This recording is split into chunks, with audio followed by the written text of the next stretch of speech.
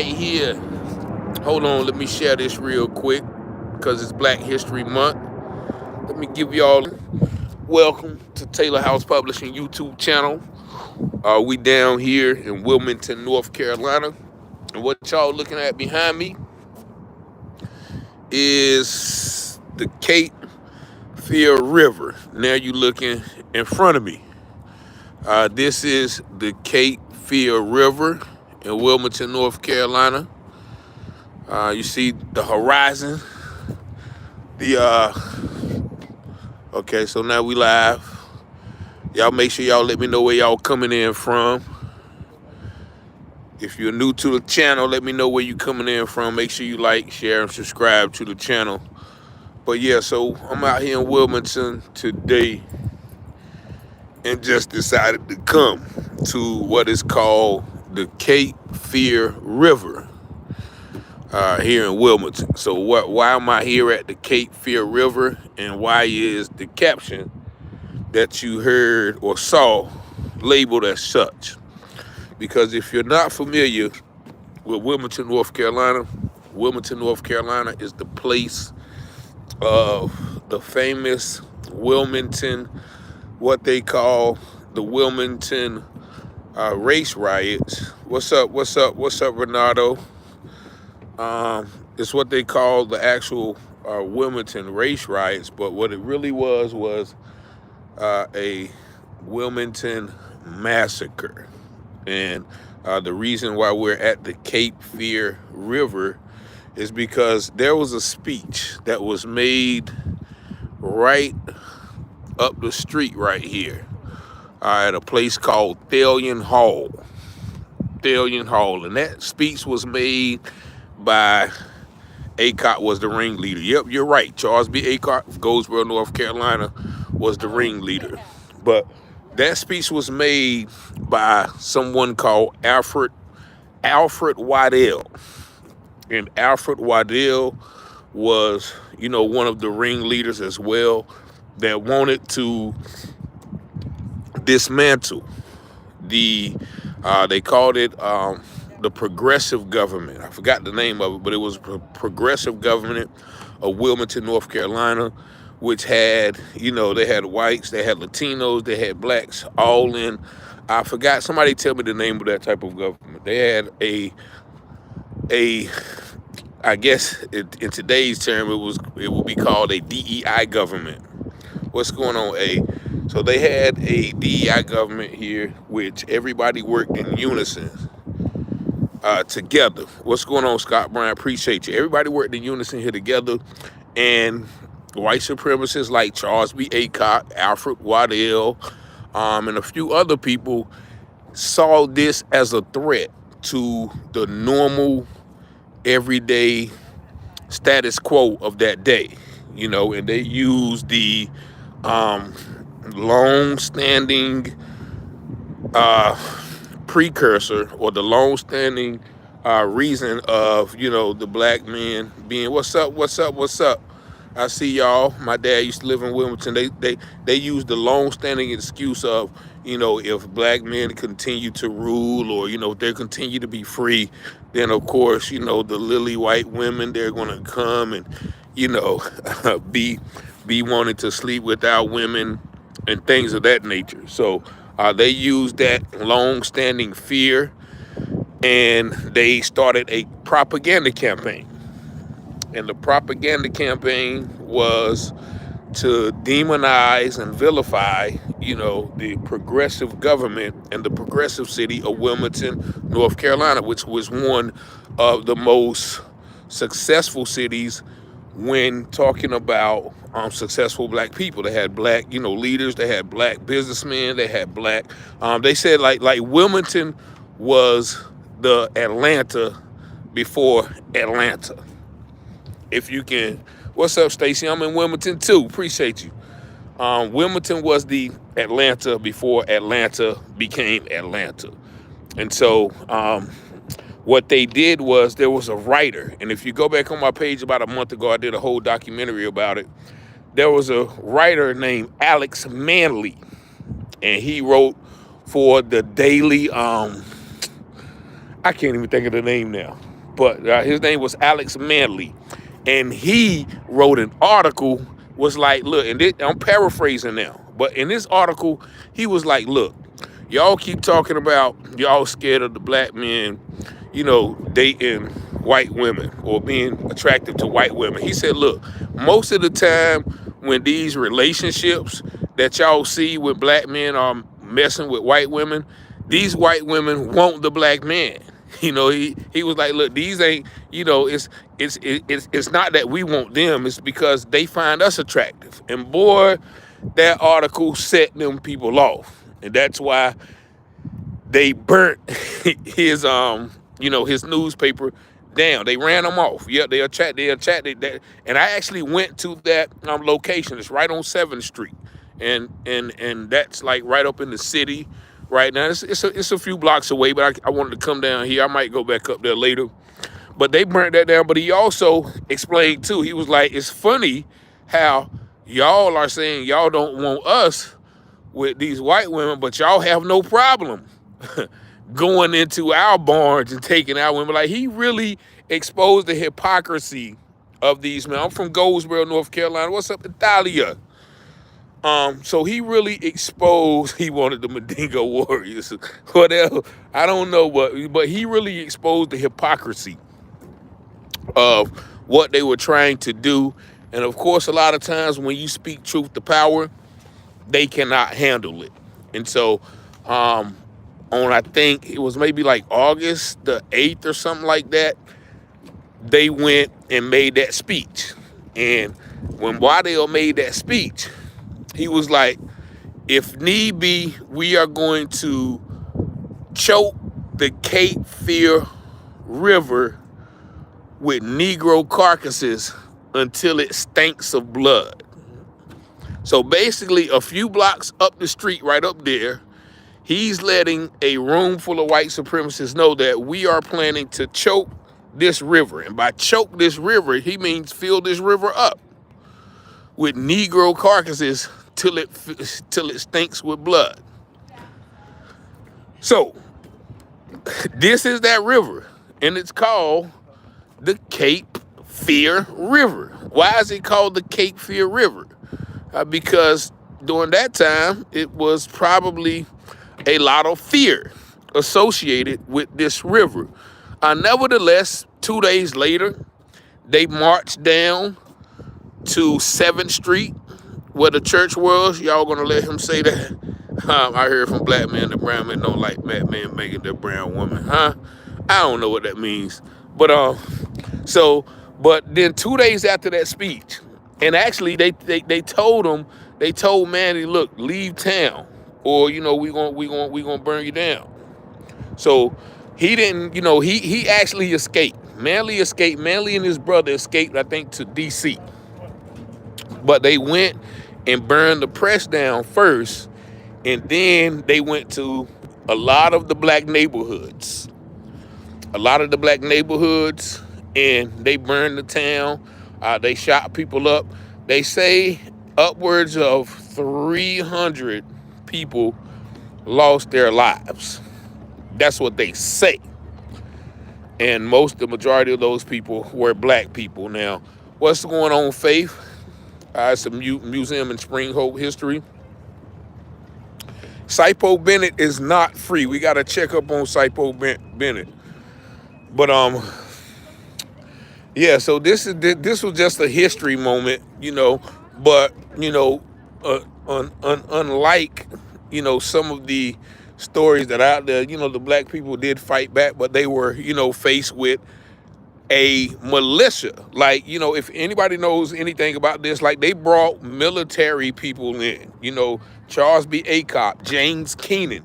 Anybody knows James Keenan, James Keenan High School in Kenansville, or Keenan Stadium at the University of North Carolina? He was one of the major purveyors of that violence. I think he fired the first shot or something like that into the crowd.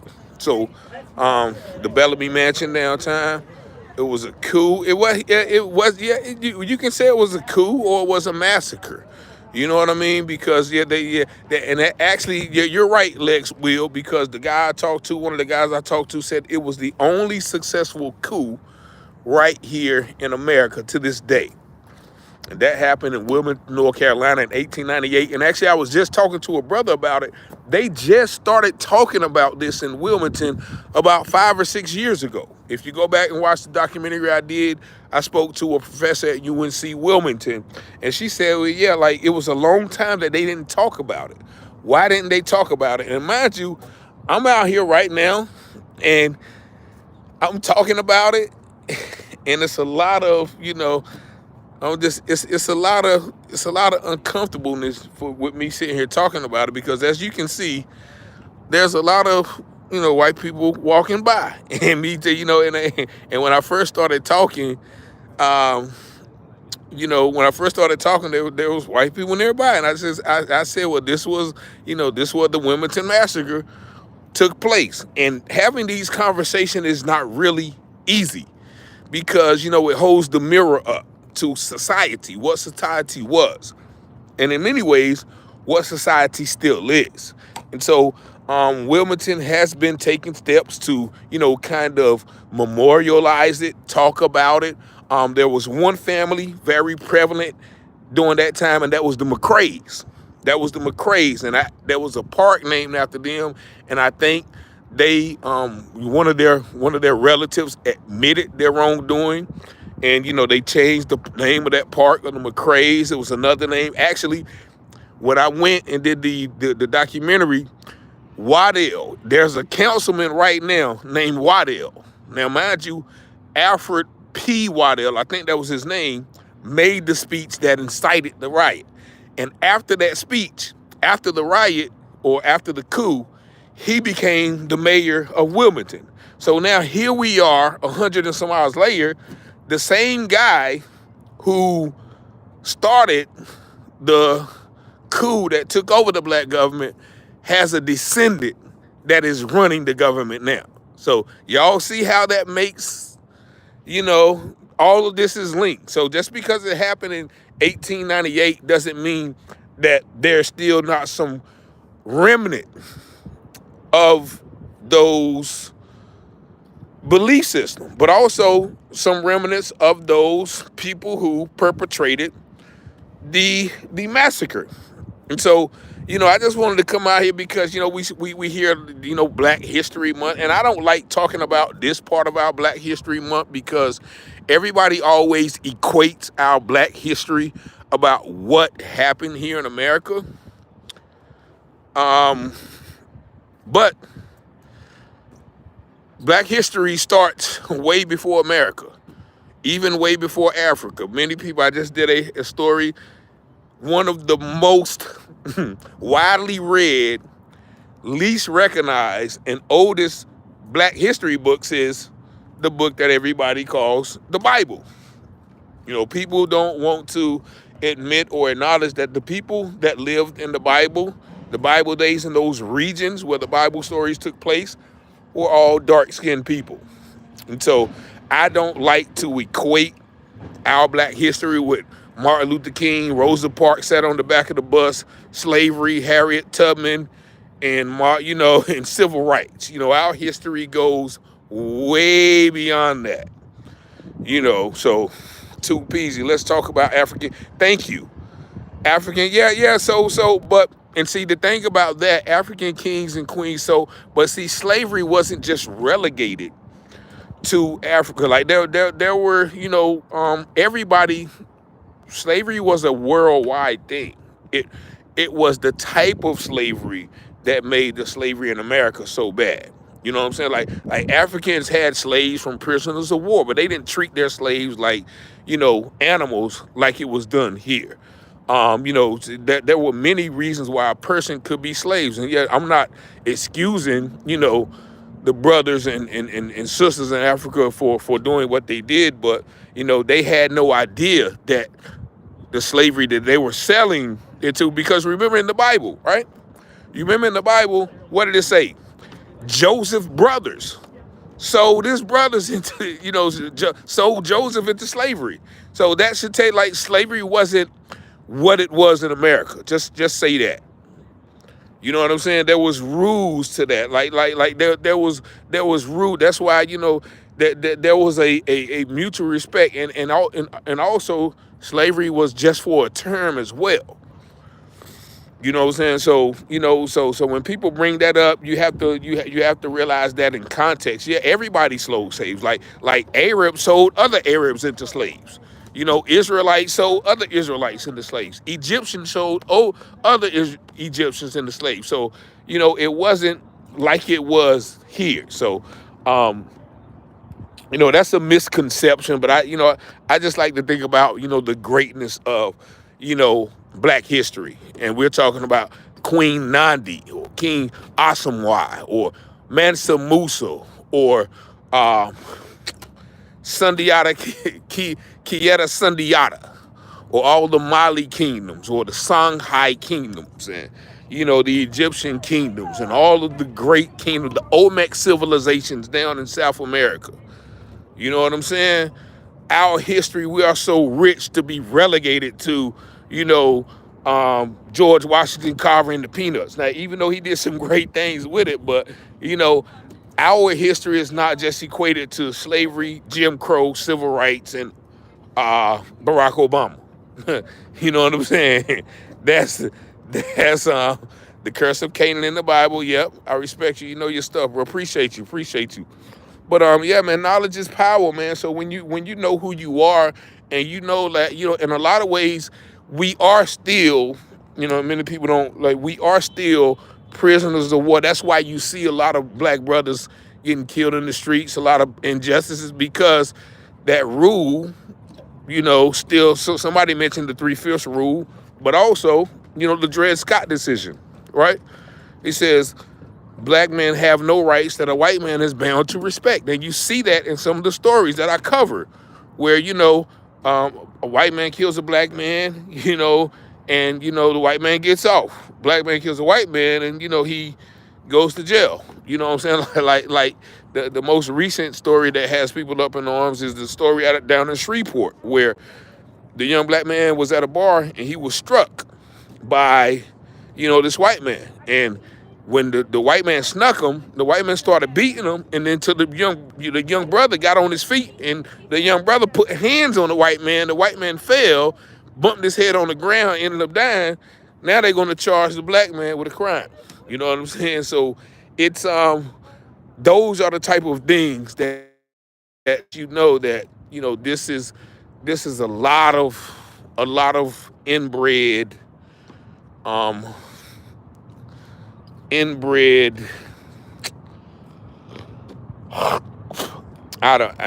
What is the word I'm looking for? There's a lot of inbred, and it's hard for me to really speak freely because look where I'm at. You know, so I'm on the beach, and it ain't really hard, but a lot of times people, and I think the problem with us black people, that was in Shreveport. A lot of times with us black people, sometimes we are afraid to offend.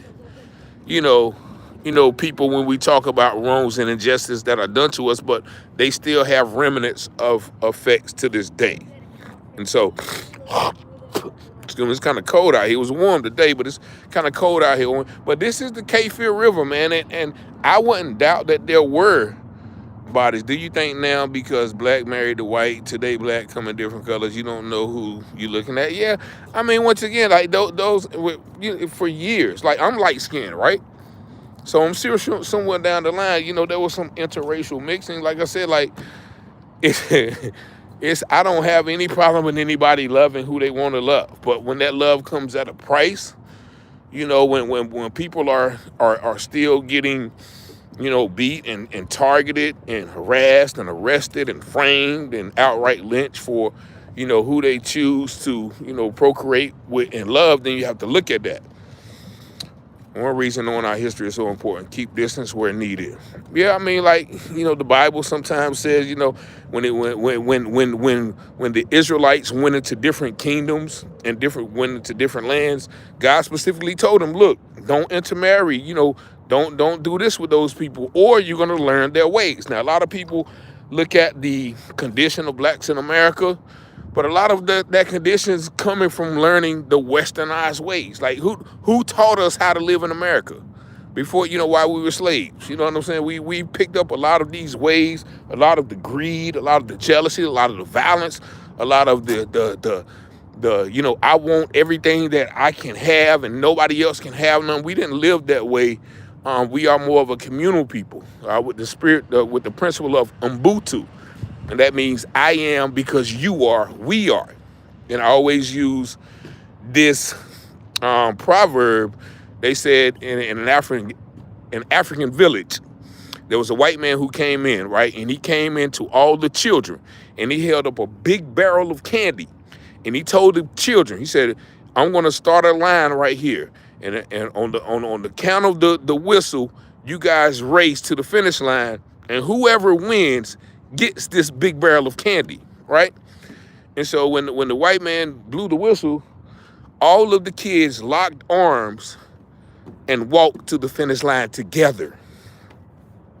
Because they had the knowledge, they had the principle of there's no use to me having it all if you have nothing.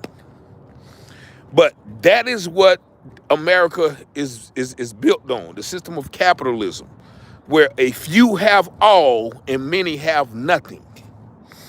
So we have learned out those ways. Man, everybody wants to chase the bag and get the bag and stun on people and, take the pictures and blah, blah, blah, this, that. Yeah, that's all well and good to have things, have nice things, but that shouldn't be the ultimate goal of, of at the expense of others, like the people at the top do. You know what I'm saying? It's the laws of the land, who they meant for. Racism isn't going anywhere. Our lives mean nothing to them. Just don't ever let your guard down. We got to come together. This is not God's way. Yeah.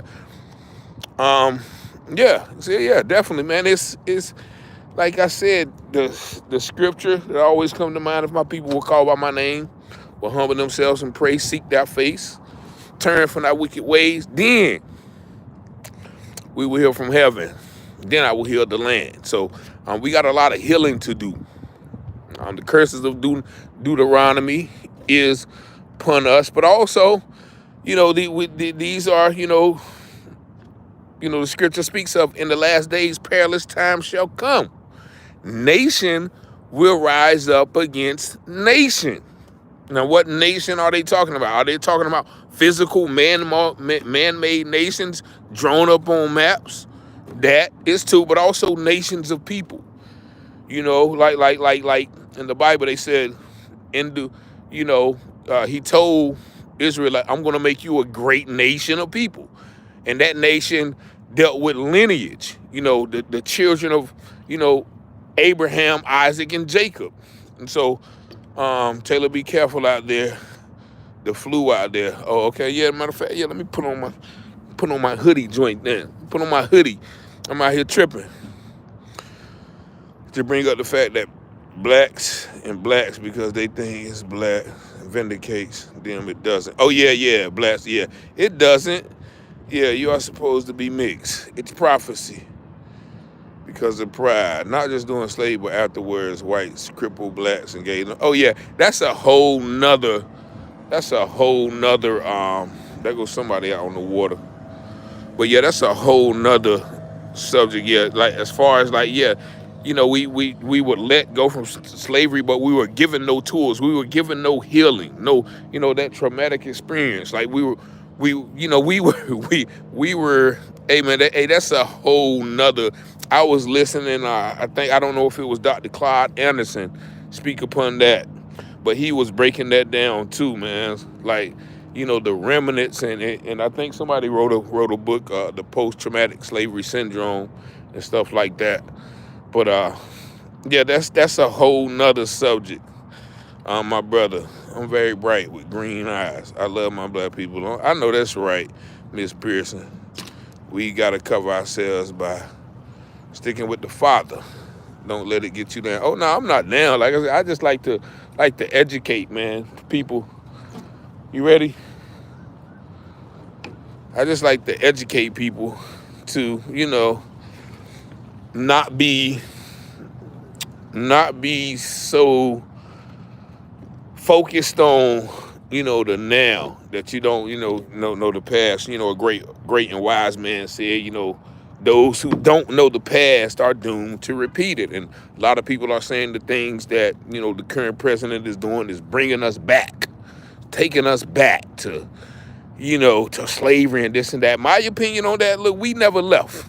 You know what I'm saying? We never left. Like, you know, there's a few people who have been successful. Yeah, we got a lot more opportunities, but when it all boils down to it, you know, like they're planning this boycott. And I might leave y'all with this. They're planning this boycott on February the 28th, right? Where we're not going to go to Lowe's. We got to go to here, there. Why? Why are we boycotting them? Because they own it all. We have no ownership, right? So we're going to boycott all of these businesses and don't spend no money for one day, which is noble. I think that's great, right? But then the next day we're going to go right back spending our money. Why not have a prolonged, sustained boycott? You know, that makes more sense to me. Why don't we just, you know, people, oh, I'm not going to spend no money with Lowe's, but you're going to go work right with Lowe's tomorrow. You know what I'm saying? Like if we know these court systems are, and I know everybody's not able to do it, but if we know these court systems are not for us, okay, but, you know, you're going to go right back and work for the jail tomorrow. Because why? You got to feed your family. No, if you're going to divest for real, divest all the way. You know what I'm saying? You can't say, well, I don't like Trump, but you're going to buy some Nikes, which Nike Phil Knight supports Trump. You can't say I don't like Trump, but you're going to go pay for some tickets to the Dallas Cowboy or the Washington Redskins game because those guys support Trump. And if you know the art of war, it says the friend of my enemy is also my enemy. So you can't do it when it's comfort for you. Oh yeah, I'm not gonna buy a Tesla, but you'll buy your Benz, or you'll buy something else with somebody who supports what you claim not to support. But like the Bible says, where your money is, there will your heart be also. Where your treasure is, that where your heart be also. So we got this habit of spending money with people, and we think one day is going to do something. Now, like, just how about not spend no money no more with nobody else, period. But that's too hard, because then we got to grow our own food. Then we he's my aunt going off. But then we got to, you know, teach our own children, right? Then we got to, you know, start our own banks. That's too hard for us, right? But one day, yeah, that's easy, because we're going to buy everything we need on Wednesday or Thursday, and then not, you know, get everything that we would have bought on Friday, on Thursday, and then get everything that we would have bought on Friday on Saturday. You know what I'm saying? So where is really the effect? Because they know you're going to come right back, just like the slaves when they were released, right? Somebody mentioned this earlier. They didn't give them no money. They didn't give them no land. So what did they have to do? They had to go right back to the plantation and be sharecroppers and work still for pennies. So, yeah, man, we gotta wake up. 10-10 rage bait. I don't know what that means. Dollar General, yeah. So whoever we spend our money with, where does that money go? We gonna get out. We gonna flood the Asians and Koreans with the Brazilian Yaki and the number 9 Asian Silky, or whatever the hair beauty products is. We gonna flood the Dominicans with the nails. We gonna flood, you know, the Chinese people with the orange chicken and the General Tso's. You know what I'm saying? So we spend our money where our heart is. Our heart is not with us. But, you know, shout out to everyone who is planning to do the boycott on the 28th. A fake butt hair, Nikes, yeah. So locks are only there to keep. Honest man, and money buys a lot of keys. Okay, I like that. So, but yeah, I hope this made sense though.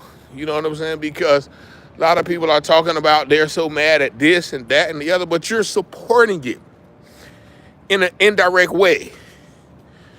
I don't support this. You supported him? Well, I can't talk to you no more. But you spend your money with somebody who supports them, or you work for somebody who supports them. The person who pays your check supports them. Are you that much against this to quit your job and say, okay, I'm not going to help you make money if you're going to send your money to this man at the expense of my own comfort? Not too many people will do that. As the scripture says, no greater love than a man has than he will lay down his life for a friend. And by lay down his life, he doesn't mean physically. Lay down your life, lay down your comforts, lay down your time, lay down your resources, lay down your energy. If you really want this thing to change, one day, once again, it's a start.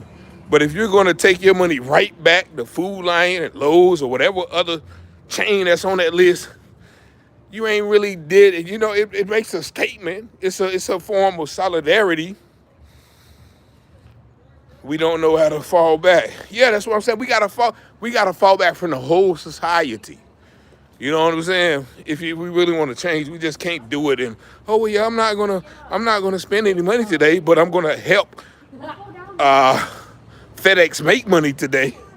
You know what I'm saying? Like, you do the math. I'm not gonna spend any money, but the person I work for, they're gonna make money, and they're gonna spend that money with the people who are quote unquote oppressing us. So, yeah, man, I didn't mean to get. I meant to just stay on track with the Cape Fear thing, but somebody reading the comments is sometimes they get you. Lex Will at the time I was like, yeah, Lex Will, I got to get you on Lex Will because I've been hearing a lot about the black gatekeepers and the black the ones who are also oppressing. So. Yeah, man. What's up, my brother? How you? That's the first black brother I've seen since I've been talking. Ain't it? We down there. That's the first. I've been talking for a long time. That's the first black brother y'all seen that. So once again, I'm out here in Wilmington. I don't know the racial demographic, but yeah, man. This is in Wilmington, North Carolina. My man over here playing, he was playing some of that Isaac Hayes, I'm Your Pusher, man, a while ago. What you got on there, my man?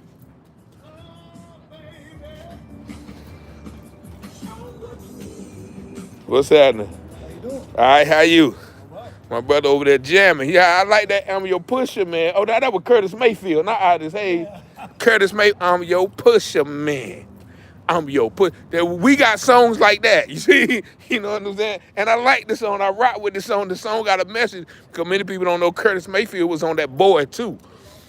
But we got a song. I'm your pusher, man. I'm your mama. I'm your daddy. I'm that in the alley. Give some weed, want some weed, and we some want your knee. I'm your pusher, man. How you doing? Good, how are y'all? All right, you are so happy. You are too. Where you from? I'm from Utah. Utah. How you end up in Wilmington, North Carolina? I live here now. Okay, well, take care. Yeah. Be safe out here. Old school. So, but yeah, Roberta Flack. Oh, yeah, rest in peace to Roberta Flack. I heard that. Rest in peace. R.I.P. to Roberta Flack. I can't remember a song she sang, but if y'all can give me one that used to play in the liquor houses back in the days, I probably can sing it. But I can't remember, any right offhand. But yeah, man, so yeah, man, I just want us, and it's a lot of people waking up, so I got a call from my brothers out in Lincoln Heights last night. Lincoln Heights is the oldest historic black village in America, north of the Mason-Dixon line. We all know the neo-Nazis went out there and tried to agitate our brothers and sisters. So, I've been following that story. One of the brothers, one of the, original, well, not original residents, but he's been there for a minute. Gave me a little bit of history on what's really going on out there.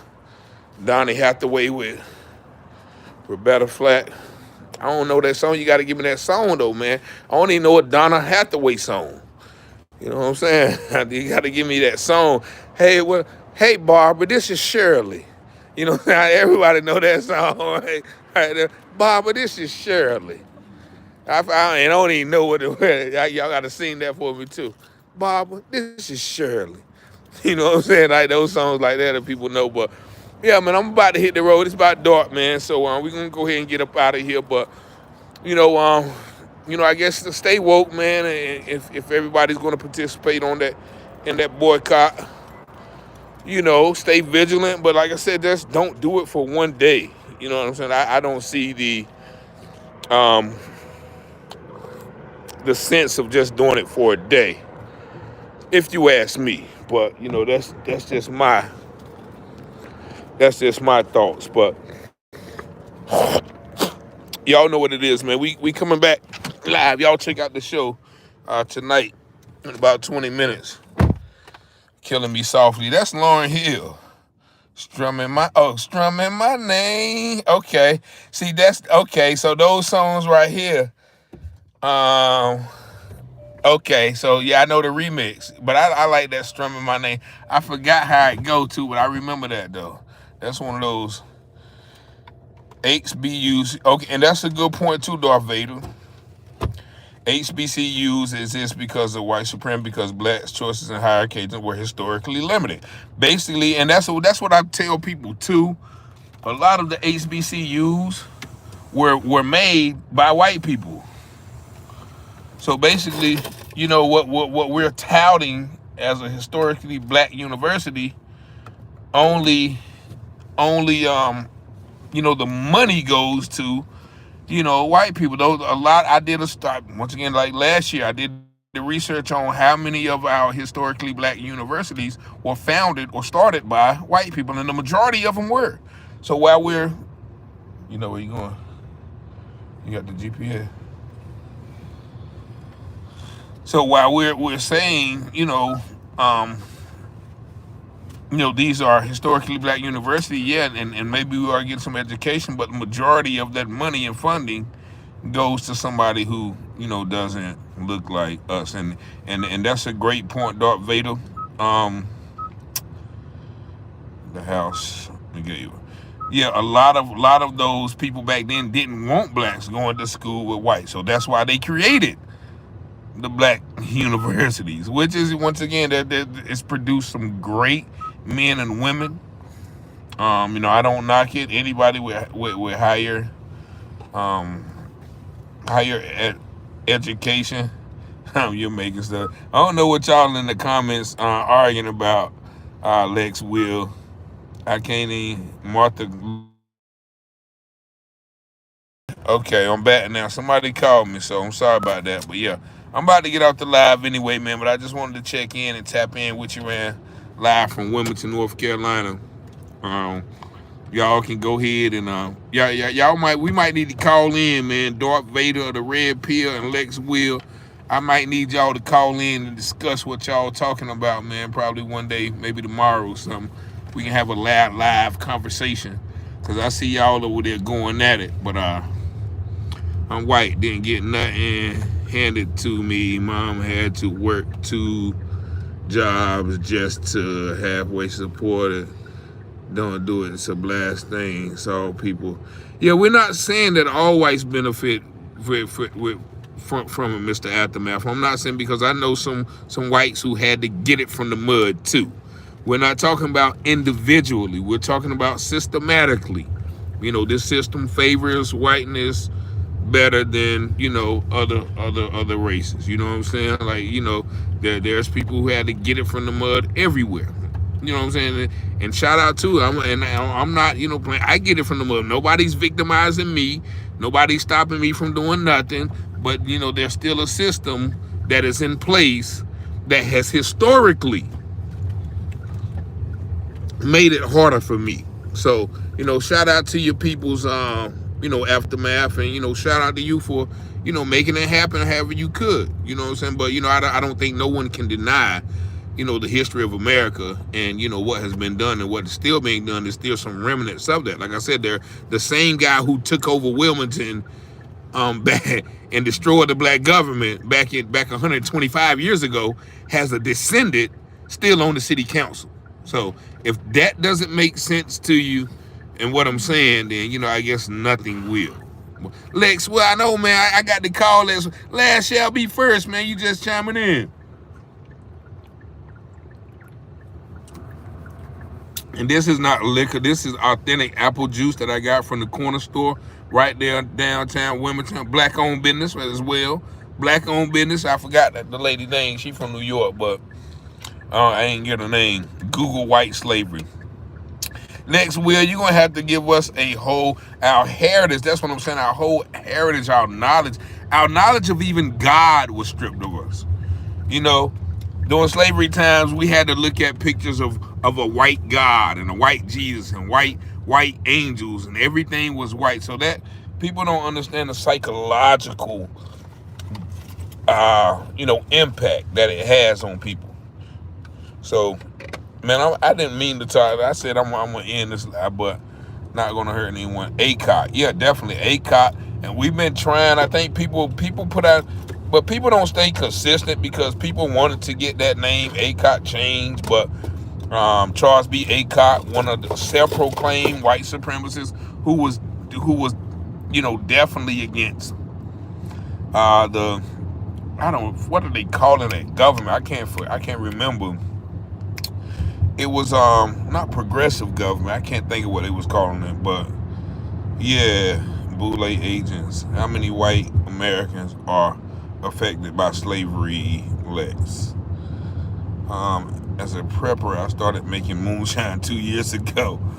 Nah, this look like some moonshine though. This look like some of that moonshine I used to drink, but this is apple juice, so don't want nobody to think I relapsed or nothing. ACOT got a school. Yeah, it's Charles B. ACOT. We've been trying to, well, not we, because I think, before I moved back, people had started to kind of voice their opinions about it. But, people didn't stay persistent and consistent about it. So, I guess they let it stay. But, that's one of the, memorials or memoriams that they used to take us out there to the Charles B. ACOT birthplace and have us churning butter and picking cotton and all those things like that. Well, not me, because I was always in trouble. It's vodka with apple juice. I was always in trouble, so I'm glad in hindsight that I didn't get to go on those field trips.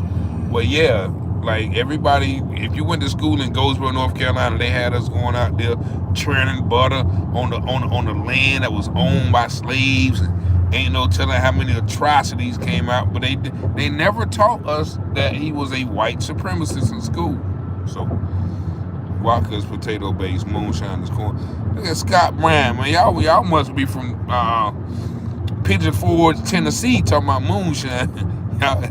Yeah. But yeah, man, I'm gonna go ahead and rest, man, and take this ride back on to Goldsboro, North Carolina. But man, I appreciate y'all for tuning in on this impromptu live. I hope it's been a little bit informative. But I shout Nash County. Okay, that's Rocky Mail. Shout out to everybody, man. Make sure if y'all, like, share the video, subscribe if you haven't. But yeah, man, we just got a free shipment. Oh, free site. Oh yeah, man. So many people. We got a free Cypro, but we also got a free my brother down there in Shreveport, Trevor Moses, man. There's a lot of people out there that's going through. Once again, that is an example of the long-standing racism in this country, where you got people defending themselves, but they instantly go to jail, and then you got Daniel Penny not defending nothing, but he gets off scot-free. So, yeah, man, y'all. Hey, man, I'm gonna check y'all later, man. Appreciate y'all for tuning in, man. Peace and blessings, love. Y'all know the number 919-587-7782. Peace and blessings.